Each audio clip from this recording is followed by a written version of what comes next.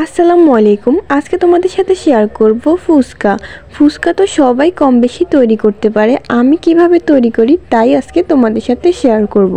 তো চলো কথা না বাড়িয়ে শুরু করে নিই।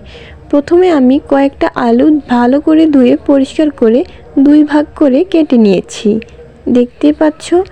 এবার আমি আলুগুলোকে একটি হাঁড়িতে সিদ্ধ করে নিব। অন্যদিকে আমি নিয়ে নিলাম দুইটা ডিম। ডিমগুলোকে আমি ভালোভাবে ধুয়ে পরিষ্কার করে আলুর সাথে দিয়ে দিলাম। আলুগুলো সিদ্ধ হতে হতে আমি এখানে নিয়ে নিলাম আধা কাপের মতো তেঁতুল। এবার তেঁতুলগুলোকে প্রায় 1 কাপ পানি দিয়ে ভিজিয়ে রাখবো। ভিজিয়ে রাখলে তেঁতুলগুলো থেকে আঁশ ছাড়াতে অনেক সুবিধা হবে।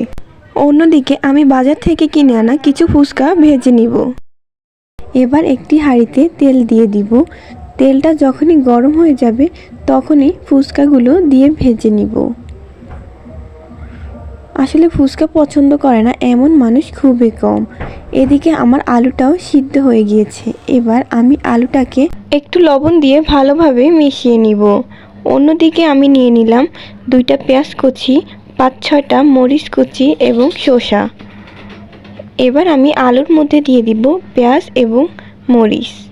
এবার এর মধ্যে দিয়ে দিলাম 2 টেবিল চামচ পরিমাণে চটপটির মশলা। এবার সবগুলো উপকরণ একসাথে ভালোভাবে মিশিয়ে নিলাম। এবার আমি টকটা তৈরি করব। তেঁতুলের আঁশগুলো ছাড়িয়ে নিয়েছি। এবার এর মধ্যে দিয়ে দিলাম 2 টেবিল চামচ চটপটির মশলা, সামান্য পরিমাণে লবণ, 1 চামচ জিরার গুঁড়ো, 2 চামচ পরিমাণ চিনি। এবার সবগুলো উপকরণ একসাথে ভালোভাবে মিশিয়ে নিব। এবার এর মধ্যে দিয়ে দিব 1 টুকরো লেবুর রস। এবার এর মধ্যে দিয়ে দিলাম একটি শুকনো মরিচ। এই তো আমার টকটা রেডি হয়ে গিয়েছে। এইদিকে আমার ডিমগুলো সিদ্ধ হয়ে গিয়েছে। এবার আমি নিয়ে নিলাম কিছু পেঁয়াজ এবং শসা এবং ডিম। এবার আমি ফুচকাটা রেডি করে নিব। ফুচকাটা আমি একটু ছিদ্র করে নিব। এবার এর মধ্যে দিয়ে দিব একটু আলু এবং উপর দিয়ে দিব শসা এবং পেঁয়াজ এবং ডিম। এই তো ফাইনালি আমার ফুচকা রেডি হয়ে গিয়েছে।